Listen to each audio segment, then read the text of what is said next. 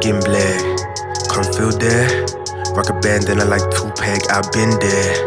Rock a do-rag or wave cab, I lay my shit.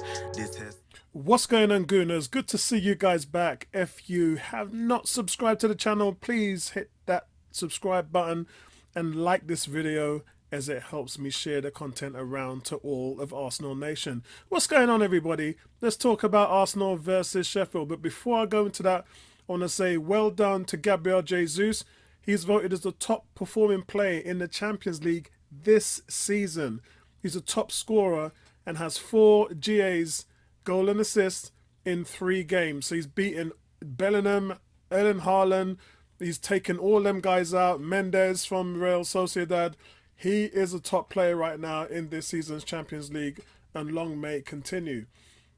But I hear a lot of questions about Odegaard, our captain, and he's struggling, and a lot of people are saying his form is off. And I did say in the live stream, guys, the other day, that we all talk about how much Saka has been gassed and he's been running to the ground. He played 37 games last season and hasn't had a rest, plays too much international games. Who does that sound like? Lo and behold, it's also Odegaard. Odegaard has played the same amount of games as Saka and does not get rested at all. And I think it's time for us to understand now that he probably needs a rest. At least Saka got a couple of weeks. Odegaard, though, still plays and still went away on international duty, and he's just absolutely hammered into the ground. Now, you all know Adrian Clark. He does Arsenal's breakdown on their channel. He said, I do think the link-up play between Saka, White and Odegaard this season has been less prolific. That triangle hasn't been good this season. But then I said the missing link is Thomas Partey. When Partey gets the ball from the defence, he always looks for Odegaard in space, and that's what kick-starts that right-hand side. And with him not being there, you can clearly see the effect of not having Thomas Partey in that lineup. Odegaard's getting less touches, he's getting less involved. I think the goals are probably there or thereabouts, but I mean, that's probably going to be one that suffers as well. Adrian Clark goes on to say, I don't think there's anything majorly wrong. Odegaard still has a few goals and some really good goals this season as well. It might be the case that he's left out of Sheffield United just to recharge the batteries, and I absolutely agree with what he said. The other thing as well, guys, we need to talk about is Arsenal are now planning talks with Cozy Dubry over a new contract in the next few weeks. His current contract, it does expire next summer, so they'd want to bring him back. This is the new Saka that they're talking about, the new guy who's a prolific player, great creativity, scores goals, goes past players, and really has all the tricks in the book. We also got an update as Chris Wheatley tweeted out some news on Urian Timber's injury. It said that he will hoping to come back sooner rather than later, which is something I said to you guys about 3 weeks ago from my sources at London Coney. Now I know that already they're ramping up his schedule, so I've actually, the itinerary for light training and things like that is something that he's going to start to push on coming into December. So they're just really hoping that they'll get through this period with no setbacks, because from what I've been told, 40% of these injuries incur setbacks, which means it's going to have to be prolonged for longer. But Chris Whiteley goes on to say that he won't be rushed back by Arsenal's medical staff. They will bring him back in good time, but January is a possibility for his return to light training. Now, again, I've heard it would be actually sooner than that, but we'll be watching, as he said, and hoping that he's back soon enough. The thing is, whatever they do, they have to take their time, because there really is no rush. And it's not like a situation where previously before, when we lost Kieran Tierney, we were dead. You know, or Thomas Partey was gone and you had nothing there. This isn't that kind of squad anymore. Now you have a plethora of players who can play in so many different positions, and that's what will help with it. So on to the game now. We're back, guys. Premier League football. Arsenal returned from their 2-1 away win at Sevilla, where they faced bottom of the league Sheffield United at the Emirates Stadium at 3 o'clock. Now, Arteta's tactics against Sevilla was spot on. They dominated the tilt build on that game, while Sheffield United have played some decent football, guys. Let's not badger them. They've played some decent football. They had a good game against Man United, which they just lost, and they were winning 1-0 away at Spurs. Spurs were playing at home. After 94 minutes, Spurs scored 2 goals in injury time, or Qatar time as I would like to call it, and then they won the game. But Sheffield United were the better team for well over 90 minutes in that game, and I thought that they deserved something out of it. For the Gunners, they remain unbeaten in domestic top-flight football and have yet to fail scoring any goals in their matches this season. Now, Sheffield United's predicament remains bleak, guys. No wins this season, 1 draw, 8 losses, and they've scored just 7 goals. They've let in 24. That's 3 goals per game they're averaging.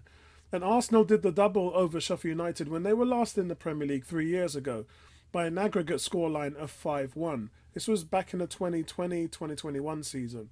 But it's been 53 years since the Blades last beat Arsenal. But I don't think it's going to happen this weekend.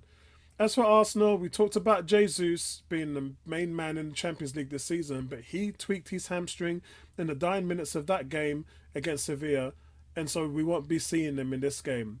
But then Nketiah is waiting to step in the wings, and he should provide that target man that the Gunners mostly needed. But Eddie needs a goal as well to go with all the hard work he's putting in with his performances this season. In 9 games, Eddie has started 7, already having 2 goals and winning 2 penalties. He also has an assist this season as well in the cup games. But more goals are expected from him. Otherwise, we still have Havertz in there, who, when he's come on to relieve Eddie, he's looked very decent. And you got to be honest, he's looked better in the 9 at the number 8 this season. That's just fair.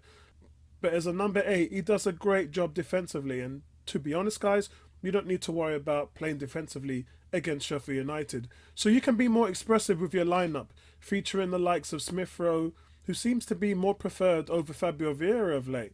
And of course, Reece Nelson, whose playing time has also dropped off the map. I'm not sure why. Thomas Partey, he suffered another muscular concern this week. When is it ever going to end with Thomas Partey? He has all the talent in the world and never had enough time to show it with a decent run. I know he was better last season, but this season he's only started 3 out of the 9 games so far. Not good, guys, not good. On the plus side, Tomiyasu has been banging this season. He's absolutely been fantastic. And I think some Arsenal fans have forgotten. 2 years ago, pundits were saying he's one of the best right backs in the league. So to me, it's no surprise to see him doing a great job for us at left back. The question is, after seeing some shaky performances from Ben White, does Tomiyasu come in and replace him for this game? Because, you know, Zinchenko should be returning at left back. As for Aaron Ramsdale, he'll be back in the squad too after the birth of his child, but he won't be replacing Raya. It's not about the mistakes, guys. It's about the way Arteta wants these goalkeepers to play. Why would you bring a goalie back in who doesn't play the way you want, plus he makes the same amount of mistakes anyway? So you're not actually answering any questions by replacing Raya. So for me, Raya starts. Now, Sheffield United are going through an injury crisis of their own. And now has damaged his hamstring in training. Chris Basham has an ankle injury. Damien Jebson, illness. Mark Lowe, ankle. Tom Davis, a thigh issue. John Egan has an ankle issue. And Rhys Norrington Davis, he has a thigh issue. They are going to miss the Arsenal game. While McBurney, he went off last week in the loss to Man United with a sore groin, but I think they're going to assess him before this game starts. So for me, guys, I'm going with Raya in goal, Ben White, Saliba, Gabriel and Zinchenko.